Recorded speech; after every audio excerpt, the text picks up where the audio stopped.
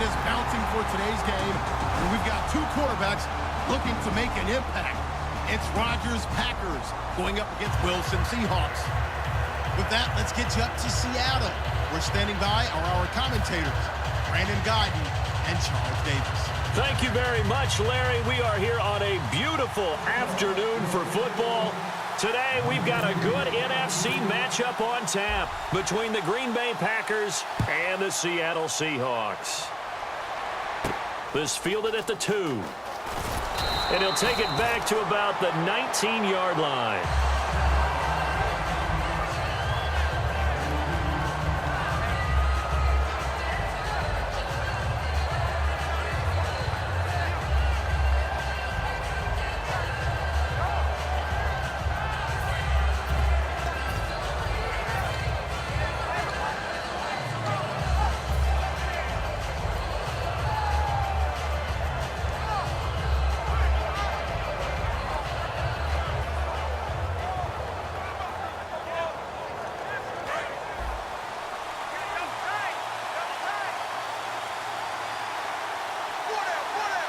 And no press coverage here. They are backing off in the secondary.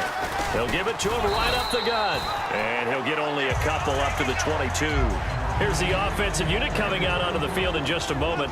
Randall Cobb, very good at wideout. Went to college to be a quarterback. Discovered his talents couldn't be limited to one position.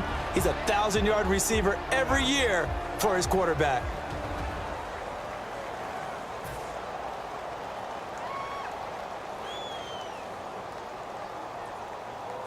Let's see what the offense comes with here. 2nd and 8.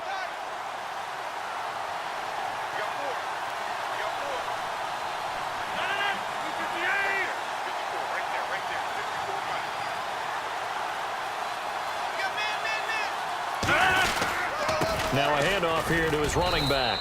And he'll take it ahead to the 28-yard line. Well, it wasn't exactly home cooking, but being back in the area against Dallas did nothing to diminish Ty Montgomery's enthusiasm for playing against the Cowboys. Had 2 touchdowns in that game in his return back to his home area. You're exactly right from Dallas. Played at Stanford, but he is a boy from the Big D. Had to feel good to hit pay dirt twice and get... He's got daylight past the 20. And they finally bring him down, but he reaches the 16. So it was 3rd and 1. The defense, they stacked the box, and that's the problem. You break through that first level, there's no second level. And most good running teams work against stacked defenses. They don't care if you have 6 in the box, 7 in the box, 8 in the box. It doesn't matter to them. Block people, give your running back a chance because it could pay off big as it just did there. He's going to hit his man out of the backfield, complete. Give him 2 yards on that play, and it'll be a 2nd down.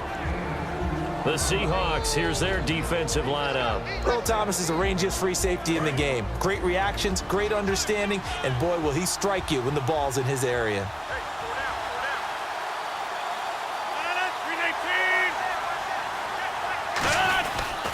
They'll run here. This is James Starks, and he stopped immediately there.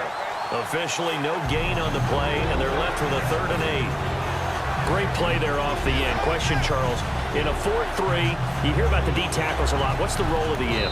Now whistles come in. We're going to get a timeout here by the offense. They'll have 2 remaining as we step aside here in this first quarter.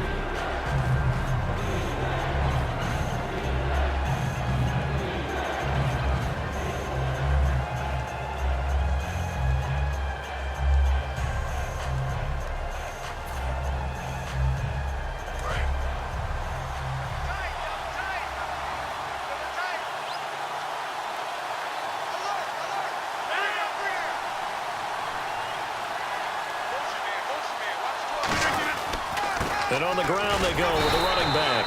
2 yards on the pickup there. It's 4th down.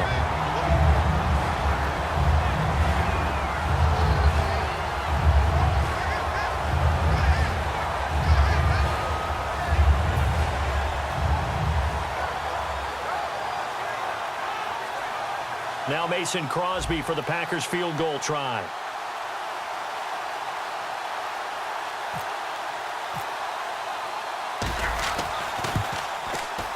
And Crosby puts it through, and that field goal right there should probably feel pretty easy and not much pressure for Mason Crosby given the 2 kicks he had to beat Dallas.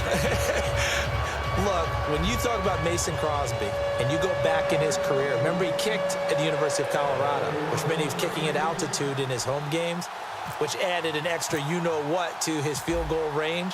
I did one of his college games, and late in the game, the team that they were playing against scored and went ahead. And I said, don't kick it short and give Mason Crosby a chance. He ended up kicking a 47-yard field goal to win it. That would have been good at 67. And the 2 field goals over 50 yards, first time that he's ever hit 2 50-plus yarders. He picked a good time to do it.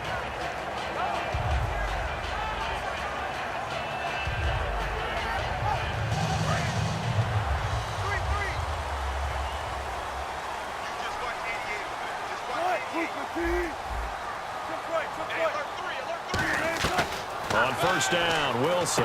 He hits Baldwin right side. And able to break one tackle, but then quickly brought down. But a nice little gain. Well, partner, tough loss for the Seattle Seahawks on the road at Atlanta in the playoffs. But Doug Baldwin, you know he's always going to compete. 5 catches, 80 yards, and a touchdown. Try to keep them in the game. Earlier, you were talking about the offense running through Russell Wilson. Doug Baldwin and the wideouts, how do you see that going forward for Seattle? Well, I think that they are well-equipped there. They have to get Tyler Lockett back. He was injured late in the season. But Baldwin is a top-level receiver, finally getting the respect that he deserves. Jermaine Kearse is still around. Obviously, Paul Richardson came on late in the season. They have plenty of targets out there. They may go for one later in the draft, but I don't think it's a priority. It looks like the Packers have added an extra DB on third down. And he will have first down yardage as he's brought down at the 41. 8 yards on the pickup there, and it moves the sticks. And that looked like some pretty easy yardage there right up the gut. And he's a guy that has some height to him. So when you don't have to drop a shoulder or create or get through contact or trash, makes it a lot easier to stay upright, see the field, and make a run as we just saw there. He gets it to Baldwin. And he is out of bounds on the other side of midfield. Give him 11 on the gain there. And the Seahawks are going to have a first down. I don't care how many times you tell the story, it never loses its luster for me. Doug Baldwin, undrafted out of Stanford, and plays like a #1 receiver should in the NFL. I don't care how you cover him. I don't care that his size isn't great. He's the one that typically comes up with the football. Absolutely. His roots go all the way back to Gulf Breeze, Florida, where he's from, right on the water near Pensacola, and then, of course, to Stanford, and, boy, he's been good. Call it a gain of 4 on first, and that'll make it second down. Wilson now off the bootleg. And he's going to be taken down here. Back across midfield, 3 yards away from midfield at the 47. Man, he got in there so quickly, Charles. What could the offense have done to adjust? And now the Packers going to take another timeout. And that's their second charge timeout here in this first quarter. They're down to 1 remaining.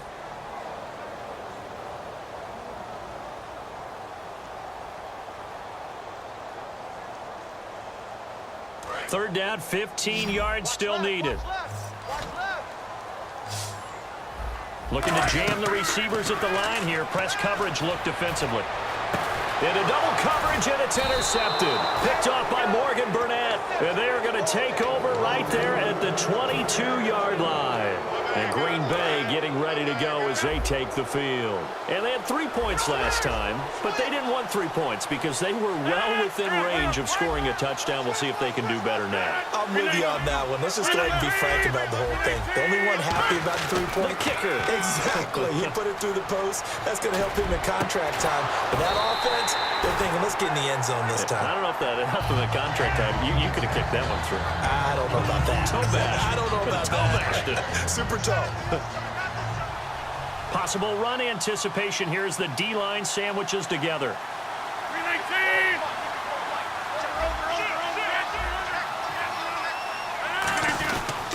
They'll give it to him right up the gut. And a short gain there as he'll get it up only to about the 24. Just a couple there on the second down run. Now they're staring at a 3rd and 8 situation. Well, so many times we look at a short run and we praise the offense for trying to set the tempo and establish things. But the defensive guys, hey, they just won the battle there. It wasn't a big run given up. They don't always have to absorb the body blows. Sometimes they dish them out themselves. And he finds a man with a crossing route. And how about the call here? They need 2 yards in their own territory on 4th down, and they're going to go for it. They didn't get the first down, but I have to say I do like the call. I like what they were trying to do. Try and hit your receiver on the run and see if he can pick it up, keep it on his feet, get a little rack yardage. Yeah, but a nice job defensively to get to him and keep him short of the first.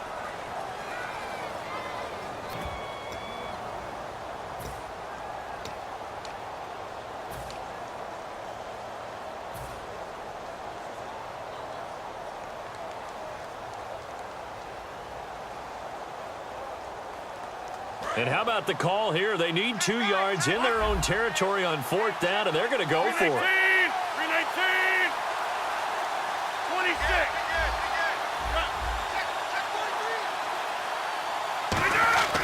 Here we go on 4th down with Rodgers. He's going to rifle. Oh, this is taken in. It's complete. Touchdown, Packers. Randall Cobb, 70 yards. And the Packers add 6 to their lead. So it was 4th down. They go deep to try to pick up the first. They pick up more than that. They pick up a score. I'm not even sure the analytics guys would think that was a good gamble. That's the issue. And not only did they complete the pass downfield, how about the run after catch that ends up culminating in a touchdown? That's a huge play.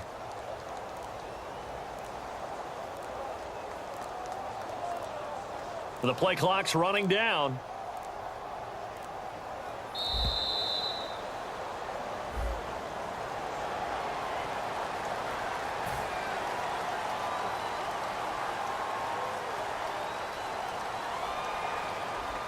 They'll try it again now after the 5-yard walk-off.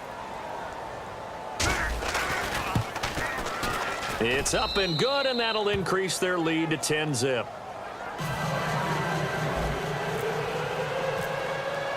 Now after the touchdown, here's Crosby to kick it away.